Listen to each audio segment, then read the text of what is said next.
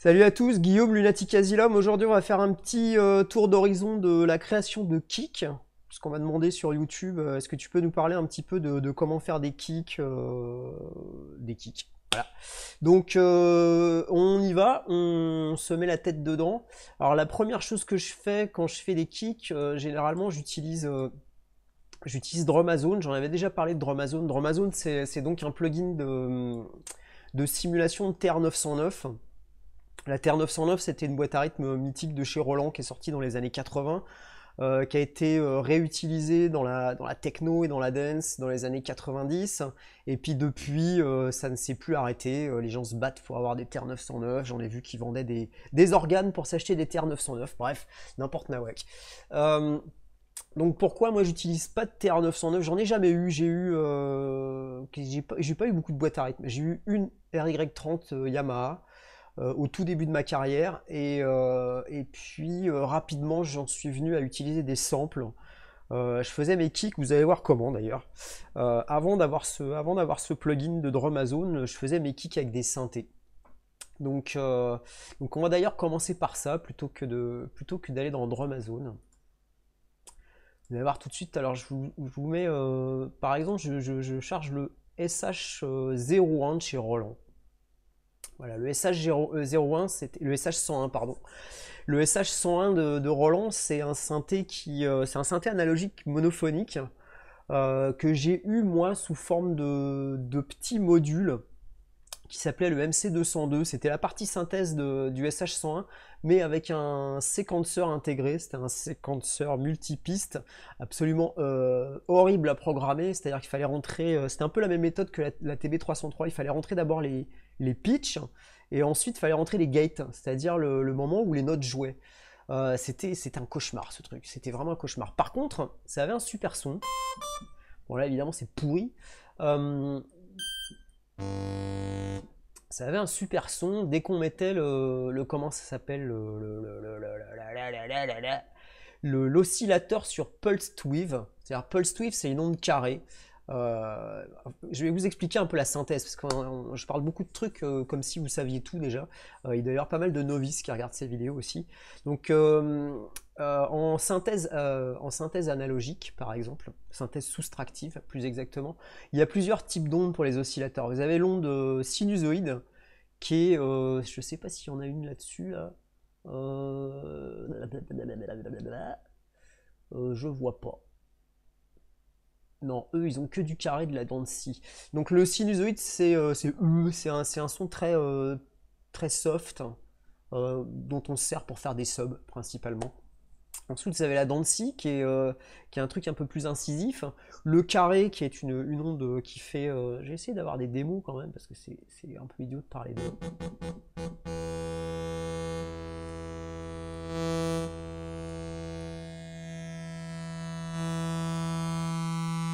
Voilà. Ça, c'est une dent de scie, par exemple. Donc, il y a une espèce de côté un peu incisif, là, qui gratte. Et par opposition, vous avez le carré. Le carré, il est plus comme ça. On sent qu'il ronfle un peu plus. Il n'y a pas cette pointe de la dent de scie qui fait que ça gratte un peu, quoi. Donc, dent de scie et carré. Et puis sinusoïde. Ensuite, vous avez je parlais du SH101 pour le carré modulable. Le carré modulable, c'est un carré dont l'écartement, on va dire, de l'onde varie en fonction d'un contrôleur, genre un LFO par exemple. Donc vous avez ce carré là que je vais moduler. Là, en l'occurrence, ce qui se passe, c'est que je réduis la taille du carré. À la base, un carré, c'est la branche du haut à la même taille que la branche du bas. Et quand on change sa largeur, en fait, on se contente de réduire le truc. Donc le carré se retrouve écrasé comme ça. Dès qu'on ajoute un LFO sur le carré, la largeur de l'onde se module comme ça en temps réel. Donc ça donne ça.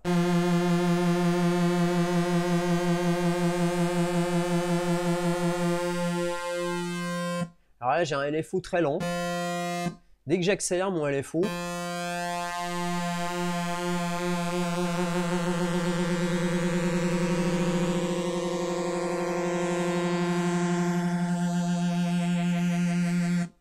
et là tout de suite ça fait du son de PCP.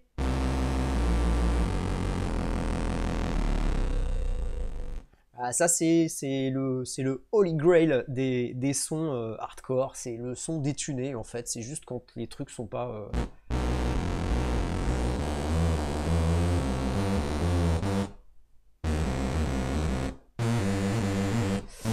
Bon bref, tout ça pour dire, le SH101 c'était une pure bécane qui avait quand même un super son.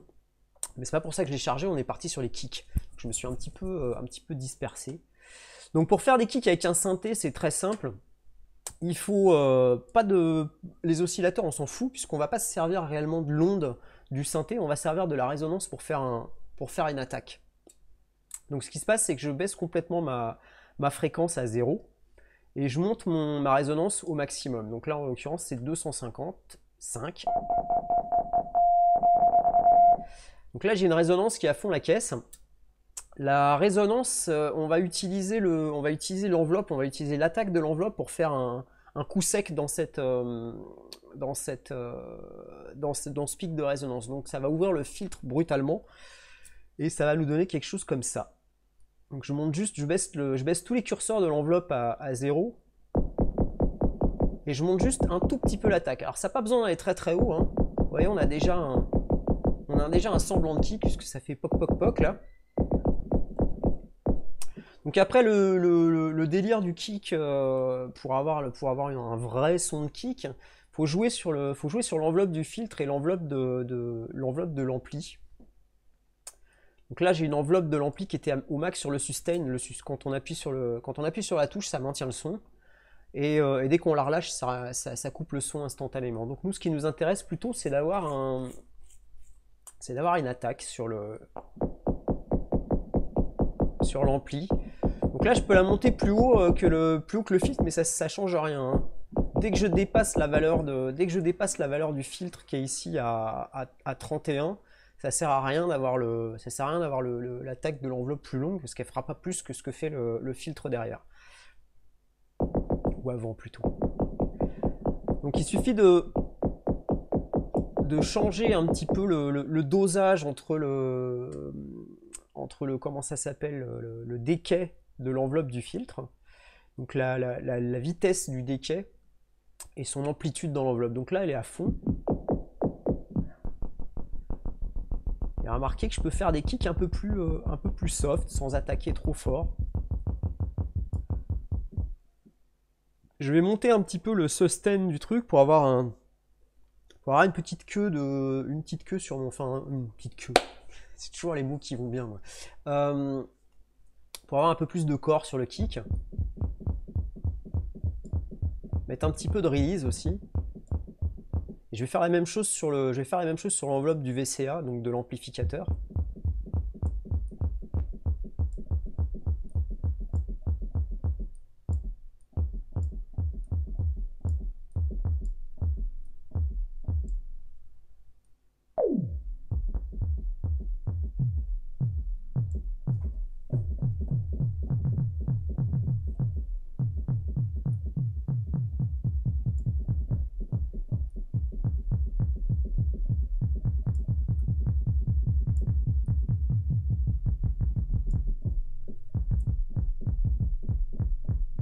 Voilà, tout de suite vous avez un kick qui ressemble à quelque chose.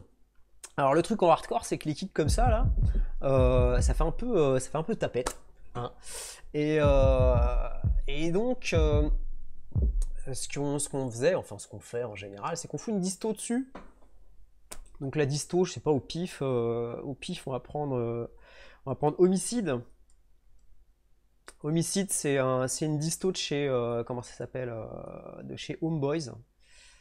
Donc, vous allez voir la disto de porc.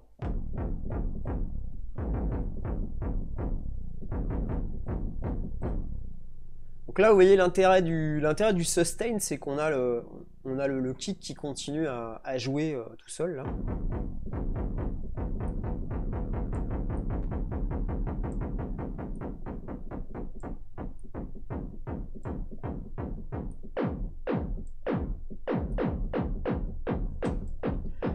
Donc après, tout se joue dans le dosage entre le son du synthé et la quantité de disto. Alors moi, ce que j'ai découvert au tout début, quand j'ai commencé à faire des kicks comme ça, je faisais des kicks avec le Korg Monopoly. C'est un gros synthé analogique, je vais vous montrer, là je l'ai en plugin, le Korg Monopoly. Je vais faire une nouvelle piste.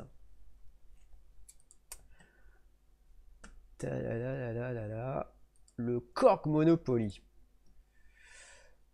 Donc il a été recréé par n'importe quoi, par Korg il y a quelques années sous forme de plugin. Bon, ils ont un peu abusé parce qu'ils ont rajouté des effets, ils ont rajouté des trucs qui n'étaient pas sur le synthé à l'origine, donc c'est un peu perturbant, on va dire. Donc grosso merdo, le Korg Monopoly, c'était un synthé monophonique à 4 oscillateurs, avec une particularité, c'est qu'on pouvait jouer les oscillateurs comment ça s'appelle, en polyphonie. C'est-à-dire que chaque oscillateur correspondait à une note. Vous appuyez sur une première note du clavier, ça lançait un des oscillateurs. Vous appuyez sur une deuxième touche, ça lançait un deuxième oscillateur, etc., etc. Il y avait moyen de jouer en unisson, c'est-à-dire tous les oscillateurs en même temps, ou les jouer chacun attribué à une touche. Il y avait dessus, il y avait un arpégiateur qui permettait de faire cycler les trucs. Enfin, c'était une bécane assez complète. Donc le Korg Monopoly, je me servais de ce synthé avec une pédale de disto. Avant de faire de la musique électronique, je faisais de la guitare dans un groupe quepon qui s'appelait Quasimodo, qui a jamais rien fait. On faisait des répètes dans un château à Chambourcy. Imaginez les quepons dans un château de Chambourcy. On avait une nana la nana du chanteur du groupe qui était une petite bourgeoise. Et ses parents avaient un château, mais genre le truc de malade mental. Avec 4 étages, avec je sais pas combien de dizaines de pièces dans le truc, et on squattait là-dedans avec toute notre bande de quepons là. Je parle de ça, c'est 80, je sais pas, 85, 86, un truc comme ça, même pas, bien avant. Ouais, on va dire 85. Donc ce groupe là, je faisais la guitare moi là-dedans, enfin j'essayais de faire de la guitare. J'avais acheté une guitare ibanaise avec un ampli de cette taille-là, un truc Novanex énorme. J'avais quelques pédales de guitare, dont une overdrive ibanaise. C'était une pédale verte là. Et au début de ma carrière en musique électronique, j'avais très peu de choses. J'avais un Korg Monopoly, j'avais mon Atari ou mon Amiga, je sais plus. J'ai eu les deux. Hein. J'ai eu l'Amiga sur lequel j'ai fait beaucoup de Pro Tracker. C'est avec ça que j'ai commencé. Hein. Et j'avais très peu de matos, dont tous ces trucs de guitare là, que j'ai utilisé pour bricoler. Donc j'ai rentré le Korg Monopoly dans la pédale de disto et je me suis aperçu d'un truc vachement intéressant, c'était que il fallait pas systématiquement foutre le volume de la source au maximum. On pouvait aussi faire des kicks mortels, des kicks en bois qui tapent vraiment super sec, en mettant le volume du synthé très très faible et en mettant la disto très très forte. Ça faisait, au lieu de faire une disto qui gratte, qui fait sur tout le kick, ça faisait vraiment des impacts. Donc voilà, je faisais ça avec le Korg Monopoly. Alors pourquoi j'ai pas choisi le Monopoly pour faire cette démo là? Parce qu'il y a trop de trucs à l'écran, on voit pas grand chose et puis j'ai besoin d'un oscillateur. Donc le SH101, ça me paraissait un choix plus judicieux.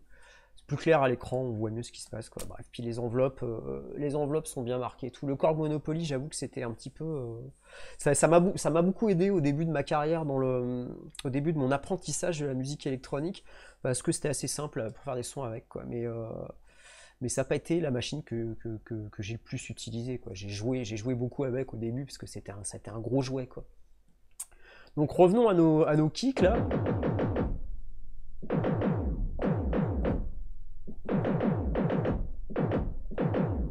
Alors là, comme j'ai mis un release et un sustain plus bas que le release, quand j'appuie sur la note et que je reste appuyé, ça coupe le truc, ça reste au sustain finalement. Et par contre, si je tape vite fait et que je relâche vite fait, ça va sur le release. Donc mon kick se déploie différemment. Bon, après, c'est juste le choix de la disto. Hein. Alors là, cette disto, c'est un peu, c'est pas forcément le meilleur choix pour faire une démo de débutant parce que c'est une disto multibande. Donc elle attaque sur 4 fréquences différentes. Les fréquences, elles sont 4 bandes, on va dire. Les fréquences, elles sont symbolisées ici. Là, vous avez de 20 kg à 20 Hz. Donc on voit sur l'écran là, la barre rouge, c'est l'amplitude de cette partie du gain là, de cette disto là. Donc ce qu'on va faire, c'est qu'on va juste utiliser la première bande pour faire notre bricolage.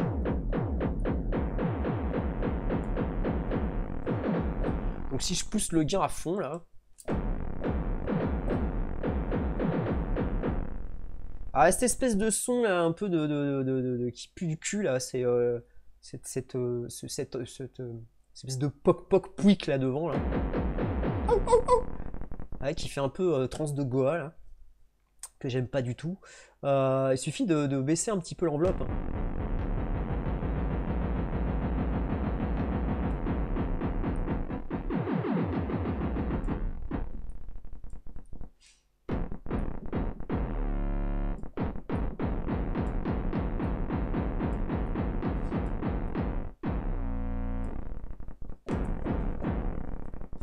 Ah, j'ai ma chatte qui s'excite derrière. Ça va là?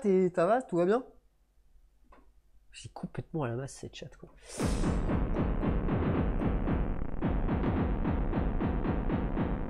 Alors ce qu'on peut faire après, c'est juste changer par exemple le volume général du synthé qui se trouve... c'est où le volume sur ce bordel? C'est là.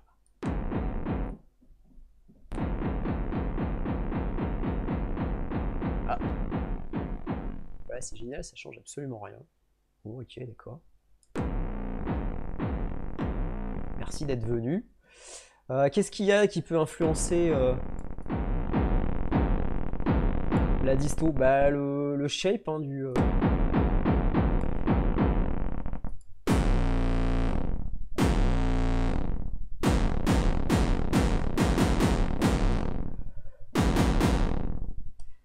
Après, si je baisse le gain... Ah ouais, tout de suite, là, on rigole moins. Ça, c'est les kicks hollandais, là. Ou je sais pas, Frenchcore, peu importe. Enfin, moi, j'y connais plus rien. Enfin, les gens souvent me parlent de hardcore. Je leur dis, mais j'y connais rien au hardcore. Moi, je connais pas les noms des mecs qui font cette musique. J'écoute pas de hardcore. C'est... Donc, je pourrais pas vous dire ce que c'est. Mais... voilà, quoi. Donc là, on a le gain qui est à fond. Je baisse le gain au fur et à mesure.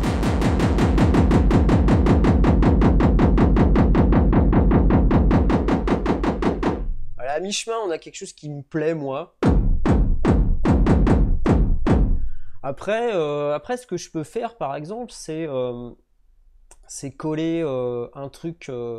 Après, ça va se jouer sur l'égalisation. Hein. Là, ce que je peux y mettre, c'est mon BX Boom qui fait du sub. Ouais, je lui mets un petit 50 pour commencer.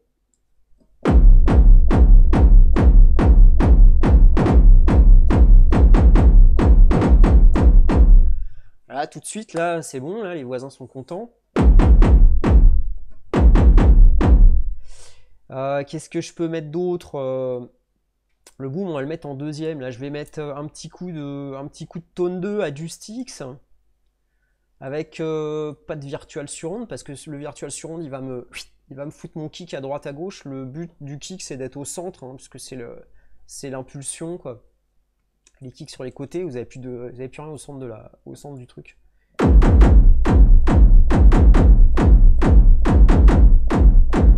Ah, tout de suite ça rigole moins. Là c'est cette fonction là, qui fait cette attaque un peu plus virile, c'est la phase ici, là c'est le laser punch. Si je l'enlève par exemple, on va se retrouver avec... Ah ça craque, faut pas que je le fasse en direct. Ah il y a un coup de... Hein, tout de suite on l'entend bien. Donc après, c'est juste un dosage entre tous ces effets là. À savoir combien je rentre de...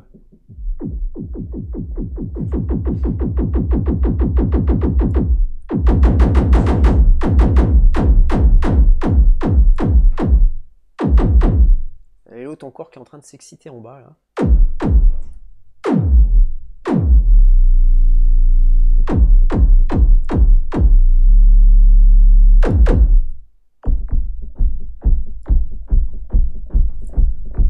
Ouais, quand juste en réduisant l'enveloppe, on a autre chose comme kick. On a un kick qui est plus rond, qui ressemble plus à de la 808.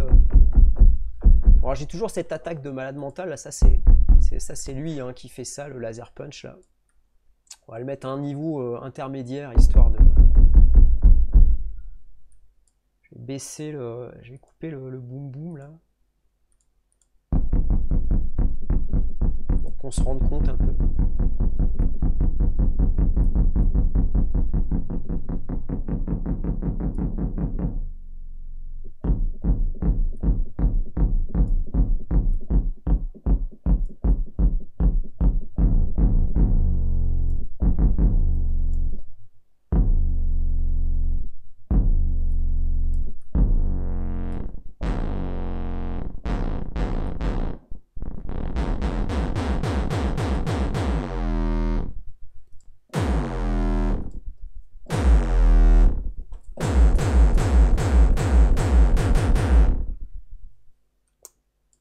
Bon, enfin voilà en gros. Là j'ai toute la pièce qui vibre, alors on n'entend pas là, vous n'entendez pas sur la vidéo, mais moi derrière j'ai le plafond qui vibre. Il y a tout qui vibre, il y a le meuble, enfin c'est pas mal. Donc voilà, qu'est-ce que je pourrais vous montrer d'autre sur ce merdier de kick là. J'aime pas trop ce plug là de SH101 qu'ils ont fait parce que les boutons là, les contrôles des boutons, il faut faire une rotation, il faut faire tourner le truc, c'est hyper casse-couille. Normalement, moi j'ai plutôt tendance à monter, descendre ou faire gauche-droite et puis le bouton fait tout le tour. Là, c'est hyper chiant. Je regarde s'il n'y a pas une mise à jour là.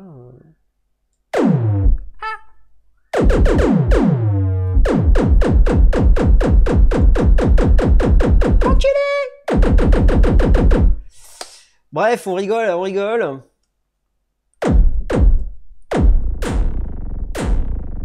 On va voir un peu avec d'autres bandes ce que ça donne. Par exemple, si je... Là, on va dire que cette bande-là, je vais la réserver aux basses.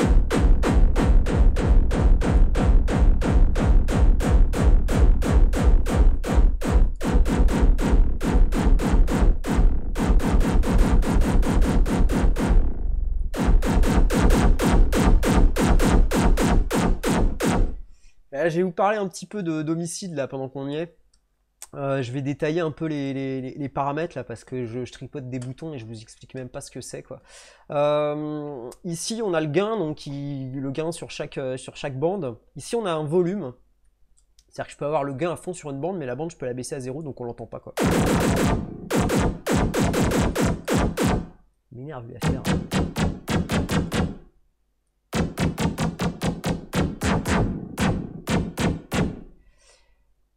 Voilà, donc je peux baisser les bandes individuellement les unes des autres.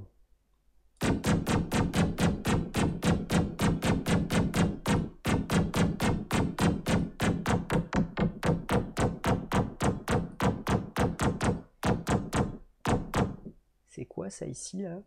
Ça sert à rien ça. Donc sur chaque bande, vous avez donc un contrôle de volume. Ici, vous avez comment ça s'appelle? Un algorithme, on va dire. Je sais pas comment ils appellent ça. C'est des types de distos différentes. Donc là, je suis en soft clip, mais vous avez plein de trucs différents. Vous allez voir qu'à chaque fois qu'on change juste ça, ça change complètement la gueule de la disto. Ici, il y a des boutons, c'est pour les activer. X, c'est quoi ça? Attends, c'est marqué là-haut en plus. Donc soft clip, là, c'est activé. Là c'est multiplié par 3. Ensuite qu'est-ce qu'on a là? On a 0,0 soft clip, je sais pas ce que c'est. Et puis ça au centre c'est quoi? C'est pour bouger les uns les autres quoi. Bon bref. Bon après c'est toujours de l'expérimentation hein, tous ces trucs là. Moi je lis pas la doc. Donc j'y vais, je mets la tête dedans et puis je regarde comment ça fonctionne.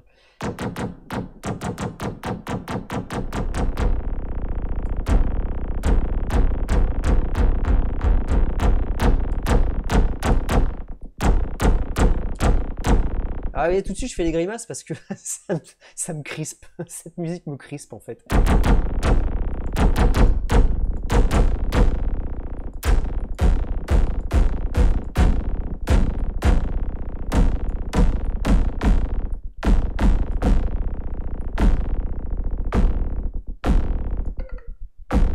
Ah, j'ai un appli de batterie sur le téléphone. Ça ne fait rien. Ah, le feedback, vous allez voir, c'est rigolo, le feedback.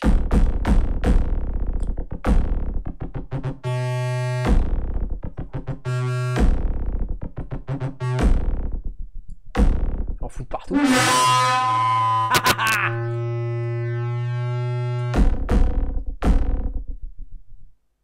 C'est bon? Il est calmé, là?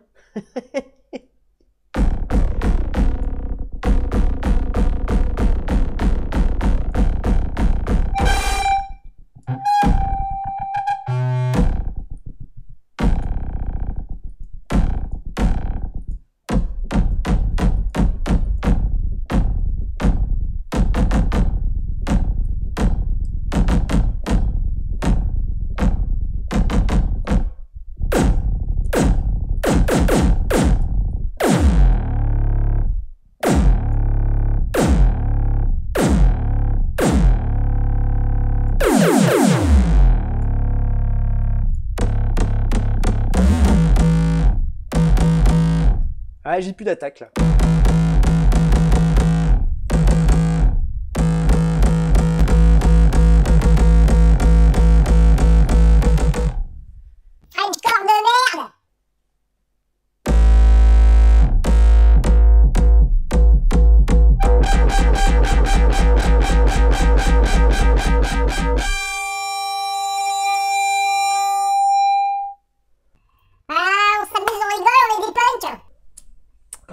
Bon bah voilà. Ça c'est donc pour la partie kick faite avec un synthé. Alors bien évidemment tout ce que je viens de vous expliquer avec le SH101 c'est reproduisible avec une boîte à rythme. Il suffit que je prenne mes plugs là. Ah, attendez, où est-ce qu'elle est ma fenêtre de mix? Hop. Donc là je prends ma fenêtre de mix, j'ouvre ma piste de drum à zone et je viens y coller mes traitements là. Tac tac tac, boum boum. Et on va continuer ça sur le kick de drum à zone. Eh mais tu te calmes un peu toi? Viens voir, viens passer à la télé, viens. Allez dépêche-toi. Allez viens là, viens me voir. Ouh, qu'est-ce qu'elle est mignonne, elle est complètement folle celle-là. Là. Alors je vous présente ces princesses. Princesse, c'est une petite princesse, elle est complètement folle. Et là, elle a son quart d'heure de folie depuis tout à l'heure. Je l'entends qui court partout, qui fait des bruits, qui gratte. Voilà, c'est ça, allez, casse-toi. Elle a son petit caractère, hein, celle-là. Donc je reprends que j'en étais sur la drum à zone. Là, j'ai un peu cafouillé, puis je me suis aperçu que j'avais complètement saturé le son. Donc je recommence, je refais la fin là sur la drum à zone. En plus j'ai oublié de parler de punch de chez D16 aussi, c'est un peu dommage quand on parle de kick de ne pas parler de punch. Donc je rallonge un petit peu là mon bordel. Donc la drum à zone, chère petite drum à zone, que voici que voilà. Donc la drum à zone vite fait, il y a 5 paramètres qui sont importants. Il y a l'attaque qui permet de modifier l'attaque sans blague, hein. Le decay qui permet d'avoir un son bien long. Ça c'est important si vous rentrez dans les distorsions, d'avoir un long decay. Ça permet d'avoir un à la fin du kick. Ensuite le tune et le pitch, on va dire que c'est la rondeur du kick, c'est l'impact. Parce que quand le tune est à fond, espèce de pied en bois là qui cogne bien, alors que quand le tune est le plus bas possible, on a un truc un peu plus subtil, on va dire. Et le pitch, c'est le pitch du kick, donc voilà. Soit c'est haut, soit c'est bas. Donc moi généralement quand je fais de la techno ou de la house, je fais plutôt mon kick dans ce genre là. Comme ça, là, avec Thune et Pitch sur la gauche, là, vers quelle heure? Vers 9 h, un truc comme ça, quoi. Et le Thune Def, c'est comme l'attaque tout à l'heure sur le SH101. Ça rajoute un tsk. Ça fait monter d'un coup le Thune. Alors ça, c'est un snare, ça n'a rien à voir, quoi. Donc, grosso merdo, la Dromazone, dès qu'elle rentre, dès qu'on lui met une disto dans la gueule, je vais ramener mon bordel. Putain, désolé, je vous ai laissé ça sur l'écran comme un con. J'ai les vieux réflexes de Windows où j'arrache les périphériques USB sans les éjecter. Qu'est-ce que je cherchais, moi, déjà? La disto. Donc, Homicide, Acoustics et le boom machin. Voilà. Avec ça, on devrait être servi.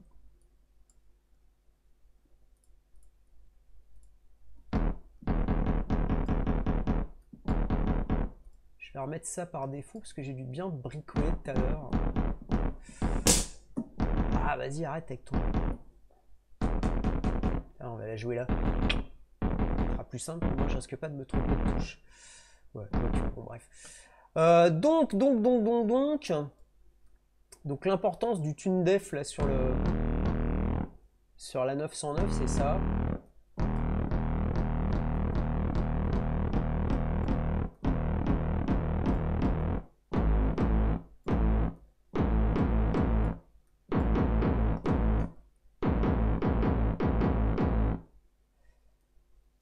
Qu'est-ce que je peux vous montrer?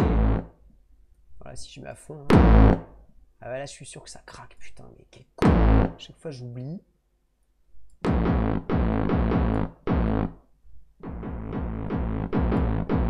Ouais, tout à l'heure, j'ai oublié de parler de cette partie-là, là, le noise gate, qui fonctionne.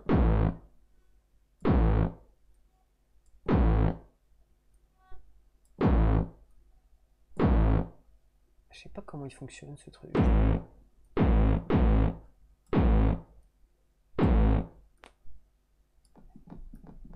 bah voilà, il fonctionne comme ça. Bon, en gros, le noise gate, je m'en sers pas, comme ça c'est réglé. Hein.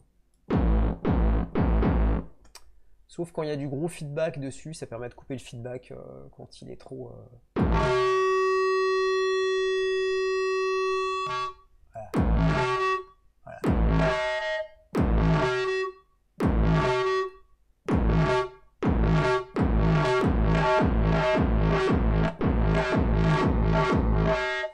Ça permet de cutter un peu le merdier qui est derrière. Comment ça se fait que j'ai parlé pendant si longtemps de cette Dromazone alors que là j'ai l'impression d'avoir plus rien à dire dessus. Bon,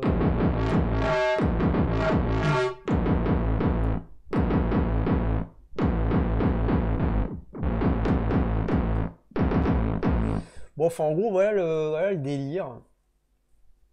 Qu'est-ce qu'il y a?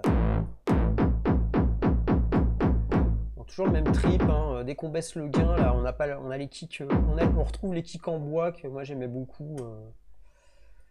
Qu'est-ce qu'il y a d'autre là? Acoustique.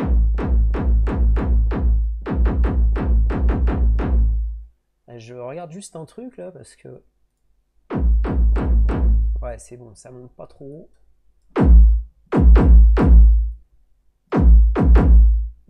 Voilà, là on est bien là.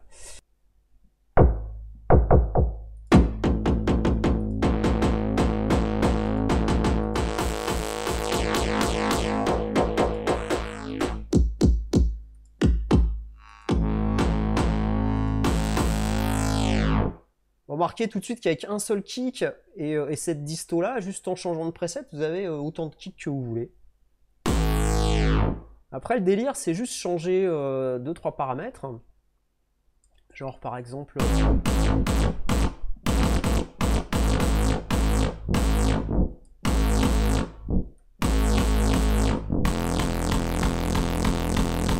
Changeons le pitch hein, tout de suite, on descend dans les basses.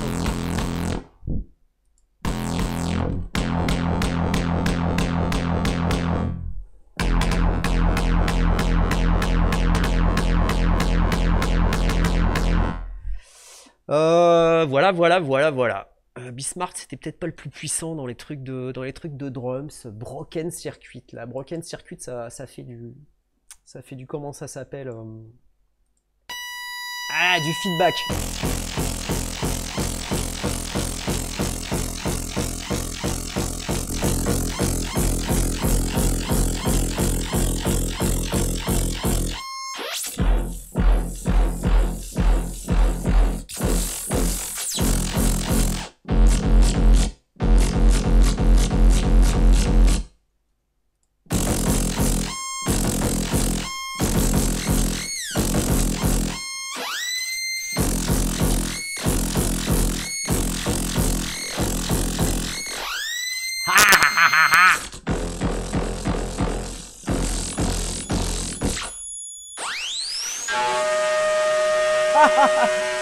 Ah, j'adore.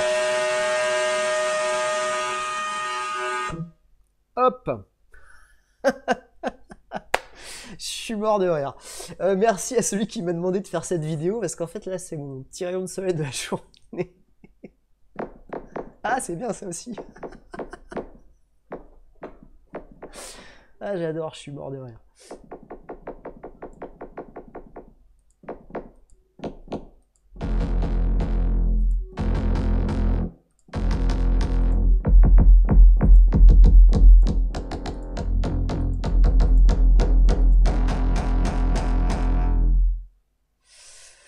Bon, voilà, en gros, je crois que j'ai fait le tour. Après, vous pouvez utiliser la disto que vous voulez, vous pouvez utiliser le synthé que vous voulez, puisque finalement, on se fout un peu du son du synthé. Il suffit juste qu'il y ait un pic de résonance. Vous pouvez utiliser des samples aussi, si vous avez des samples de TR-909, des samples de 808. Par exemple, ouais, je peux vous faire une démo avec, la 808 qui a pas le même, kick. Bon, ça va pas changer grand-chose. Pour faire une 808 avec une 909, c'est simple, hein. Il suffit de pas jouer du tom déjà. Il suffit d'enlever l'attaque un peu.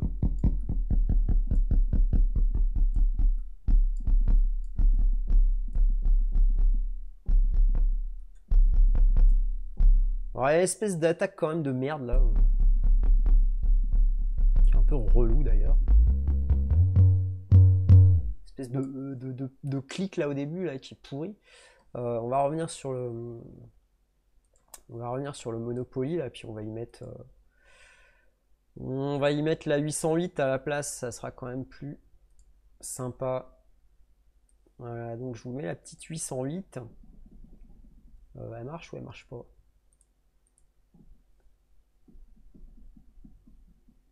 Alors, host. Non. Voilà.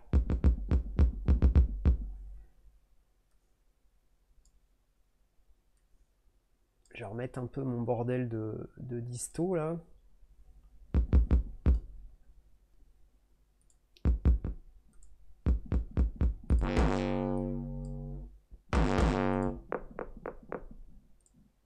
Et puis on va charger autre chose. On va charger, je sais pas moi. Drum Suction par exemple. Tiens, pour beats en stéréo. Et hop.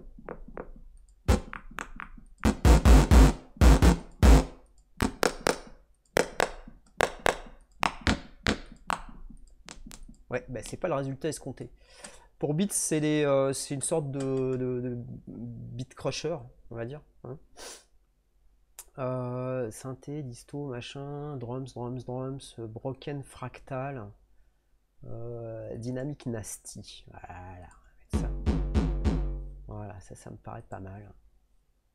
Où es-tu, ma petite 808? Donc la 808, c'est le même principe que la 909. Hein. Il y a la tonalité du kick, le decay, puis le sweep. Donc le tone, ça ajoute de l'attaque en fait. Le sweep, ça correspondrait au tune pitch qu'il y avait sur la 909.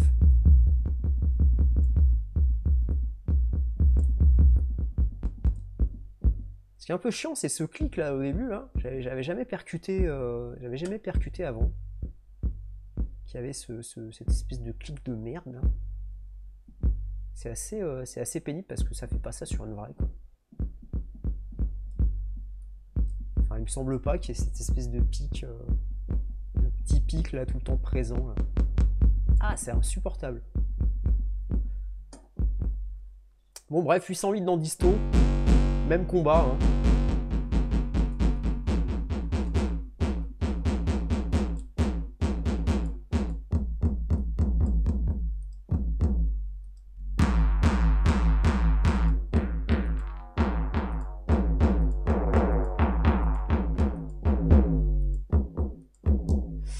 Bon, après, à vous de jouer, hein, il suffit de mettre, je sais pas moi, un wave shaper par-dessus, n'importe quoi, égaliser, tout ça aussi. Pousser les basses à fond la caisse, essayer de voir par exemple sur un... attendez, où est-ce qu'il est? SH100, il est là. Hop. Je reviens sur mon SH là. Quand vous avez un kick qui pète...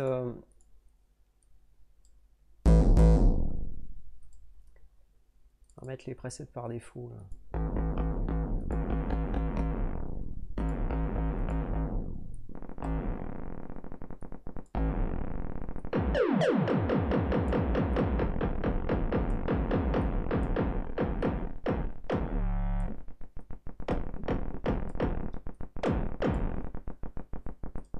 Là, ce que vous faites, c'est que vous regardez la courbe. Hein. Vous regardez la courbe sur l'équaliseur et puis vous allez...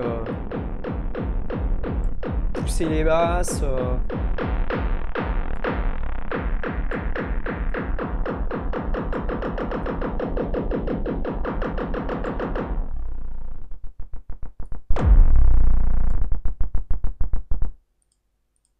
Voilà, je sens le drame arriver.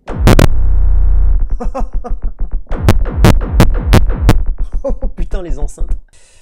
Donc, qu'est-ce que je vais vous montrer d'autre? Eh ben, Punchbox.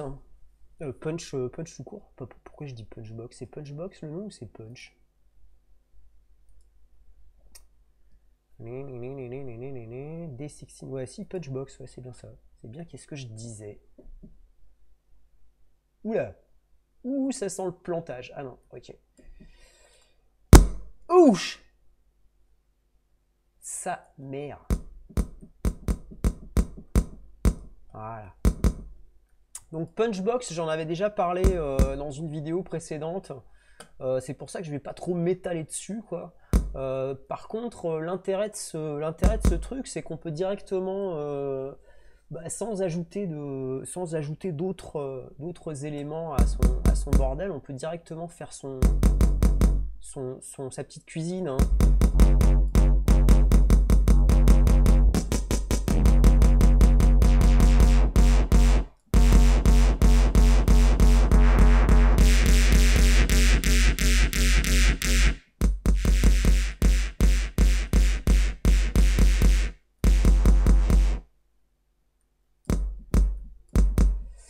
On va virer les quoi, quoique les quoi on peut s'en servir aussi. Un petit peu de basse à donf.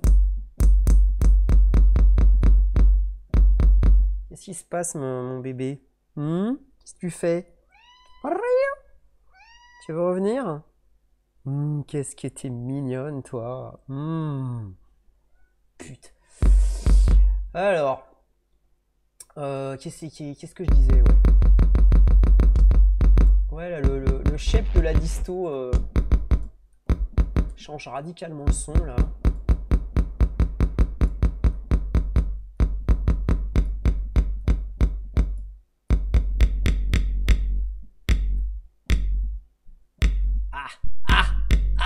Ah, la squatteuse. Ouais, donc là, on est sur un kick avec une base de 808, apparemment, là. Je regarde un peu vite fait les trucs là, mais on peut changer là tous ces trucs là. Alors ça c'est les réglages par rapport à ce kick qui est sélectionné. 808, là j'ai 909, là j'ai 606, là j'ai un sinusoïde. Donc 909, on retrouve exactement les réglages que je vous montrais tout à l'heure sur Drumazone.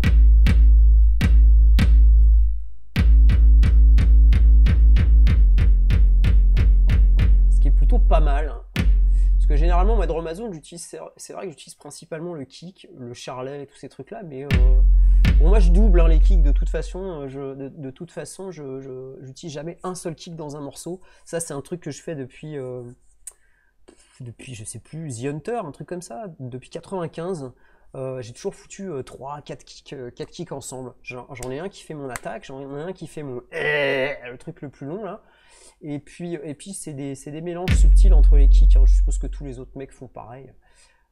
Qu'est-ce qu'il y a de marrant là-dessus? Pas mal aussi comme ça. Là. La 606, c'est plus rond.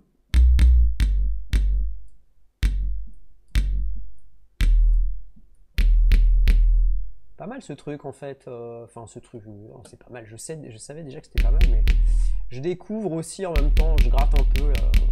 Moi, je suis un peu une feignasse. Je suis une feignasse à presets. Moi, j'utilise souvent des presets.